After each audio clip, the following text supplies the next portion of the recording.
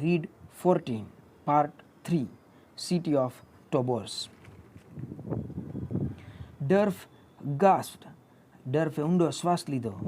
He knew what this was. એને ખબર હતી કે આ શું હતું. It was the memory unit. આ સેન્ટરનું મેમરી યુનિટ હતું. All the names had cages over their heads. બધા જે નેમ જાતિના લોકો હતા તેમના માથા ઉપર પિંજરા મૂકેલા હતા. And the cages were lit up. અને એ પિંજરાઓ એકદમ પ્રકાશિત હતા. Their job was to take away the memory of the name prisoners. આ જે નેમ જાતિના જે પ્રિઝનર્સ કેદીઓ હતા એમની મેમરી લઈ લેવી એ તેમનું કામ હતું.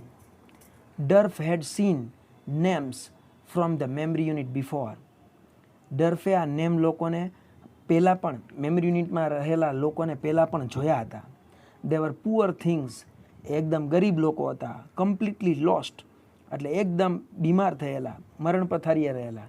And they didn't live very long. અને તેઓ લાંબુ જીવવાના ન હતા. Derf's face became hard. ડર્ફનો ચહેરો એકદમ સખત થઈ ગયો. The Tobers had a lot to answer for. ટોબોરને ઘણા બધા જવાબ આપવાના હતા.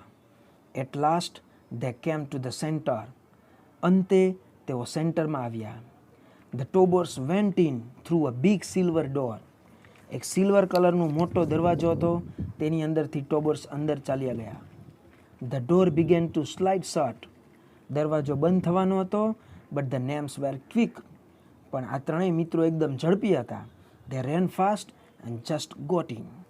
તેઓ ઝડપથી દોડ્યા અને અંદર વયા ગયા. The centre was a large room. આ સેન્ટર એક બહુ મોટો રૂમ હતો. It had big computers all around it. એની આજુબાજુમાં બધી જગ્યાએ મોટા કોમ્પ્યુટર હતા. And in the centre there was a giant computer. અને વચમાં એક બહુ મોટું કોમ્પ્યુટર હતું. Derf looked at it with hate in his heart. હૃદયમાં ધિક્કારથી તેણે આ કોમ્પ્યુટર તરફ જોયું. ડર્ફે he had been right after all. અંતે એ સાચો જ હતો. This was the brain of the city. આ સિટીનું બ્રેઇન હતું. There were some Tobers too. ત્યાં પણ કેટલાક ટોબર્સ હતા. They were standing in front of the big computer. તે એક મોટા કોમ્પ્યુટરની સામે ઊભા હતા. They didn't see the names. તે લોકોએ નેમને જોયા ન હતા. Not till it was too late. એટલે મોડું ન થઈ જાય ત્યાં સુધીમાં તેમણે જોયા ન હતા. Derf ran across to the computer. Derf એ જાયન્ટ કોમ્પ્યુટર પાસે દોડીને ગયો. It was still working well. એ હજી સારી રીતના કામ કરતું હતું. But one part had a lot of red lights flashing. પણ એના એક ભાગ ઉપર સતત લાલ લાઇટ ચાલુ હતી. They saw the breakdown in Durf's workshop. એ ડર્ફનો જે વર્કશોપ હતો એની અંદર ભંગાણ થયેલું હતું તે બતાવતું હતું. It was a very clever machine. આ મશીન એકદમ ક્લેવર એટલે હોશિયાર હતું. It even had a voice.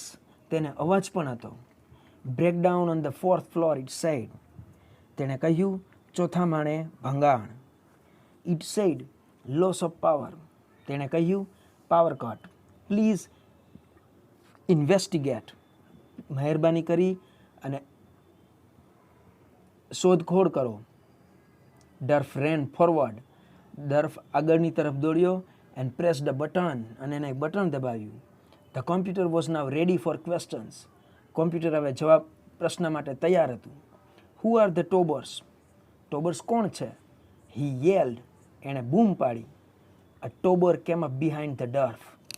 ત્યાં ડર્ફની પાછળથી એક ટોબર આવ્યો. Ready to kill him with a touch. જે ટચ કરીને જ ડર્ફને મારવાનો હતો. But the Tober was weak. પણ એ નબળો હતો. He had lost some of his power. એનો પાવર ચાલ્યો ગયો હતો. Because of the computer breakdown. Computer બ્રેકડાઉનને કારણે he could no longer kill. એ મારી શકે તેમ ન હતો. ડર્ફ કિક્ડ. એને કિક મારી. And struggled. અને એ સાથે સંઘર્ષ કર્યો.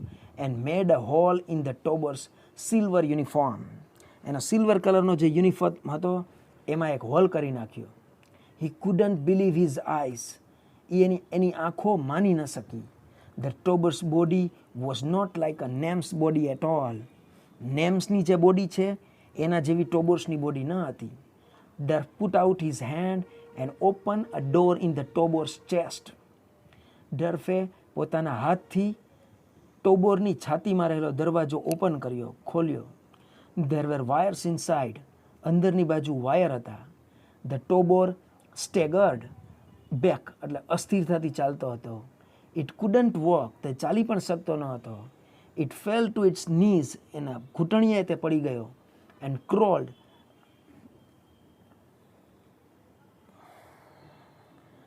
અને સરકીને ચાલવા લાગ્યો. Durf cried out to the others. ડર્ફે બીજાઓ તરફ જોરથી બૂમ પાડી. It was a cry of victory. આ જીતની જ એક ચીસ હતી. The Tobors are only machines. They aren't gods at all. They are only machines. They can be broken. આ એની ચીસ હતી. ટોબર્સ ફક્ત મશીન છે, ભગવાન નથી. તેઓ મશીન છે, તેમને આપણે તોડી શકીએ છીએ. The cry went round the city. આ વાત આખા સિટીમાં પ્રસરી ગઈ. The cry went round the city. આ ક્રાય, આ વાત આખા સિટીમાં પ્રસરી ગઈ.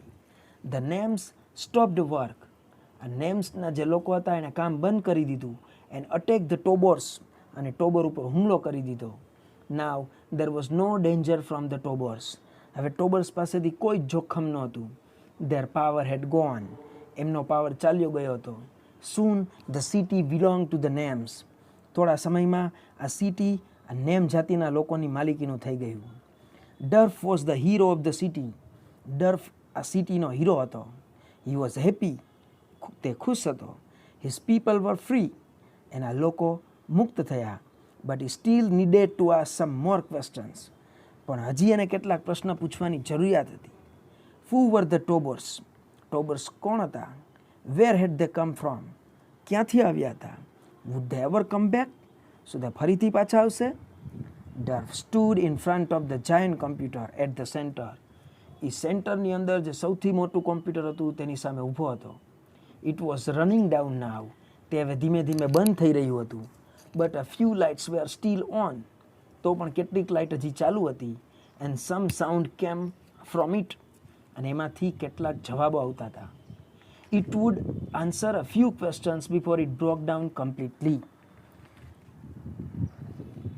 કમ્પ્લીટલી બ્રેકડાઉન થાય, એકદમ તૂટી જાય, બગડી જાય, એના પહેલાં કેટલાક પ્રશ્નોના જવાબ આપી શકે તેમ હતું. The computer's voice was weak. એનો અવાજ એકદમ વીક એટલે નબળો થયો. And Derf had to listen very carefully to the answers. અને ડર્ફને આ પ્રશ્નના જવાબ એકદમ કેરફુલી, ધ્યાનપૂર્વક સાંભળવા પડે તેમ હતા. Robots were made by man, it said. Robot માણસો દ્વારા બનાવવામાં આવ્યા હતા. Robots must never kill man. રોબોટ્સે માણસોને ન મારવા જોઈએ. Robots must. આટલું એ બોલી શક્યો. ધ વોઇસ ડાઇડ અવે. અવાજ ચાલ્યો ગયો. There was silence. એકદમ શાંતિ હતી. And then Derf understood. અને પછી ડર્ફ સમજી ગયો. We are not Nems, he said to himself. એણે પોતાની જાતને કહ્યું કે આપણે નેમ્સ નથી, વી આર મેન. આપણે માણસો છીએ. મેન એન્ડ વિમેન, પુરુષો અને સ્ત્રીઓ. એઝ ટાઈમ પાસ્ડ, જેમ જેમ સમય પસાર થતો ગયો, the Nems got mixed up. આપણા નામ મિક્સ થઈ ગયા. It's all clear now. હવે એકદમ સ્પષ્ટ છે. Nem is man, Tober is robot. Nem ઈ જ માણસ છે અને ટોબર એ રોબોટ છે. He stood and looked at the computer. તે ઊભો હતો અને કોમ્પ્યુટર તરફ જોતો હતો.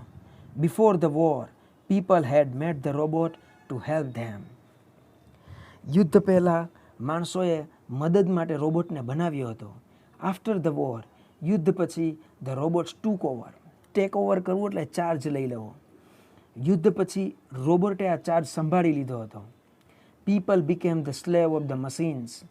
માણસો મશીનના ગુલામ બન્યા હતા. This must never happen again. આવું ફરીથી ક્યારેય ન થવું જોઈએ. ડર્ફ સેડ. ડર્ફે કહ્યું, we must make a new world outside the city. આ સિટીની બહાર આપણે એક નવી દુનિયા બનાવશું. ફ્રોમ નાવ ઓન, ત્યારથી machines must be our slaves. Machine આપણા ગુલામ જ હતા, ગુલામ જ છે.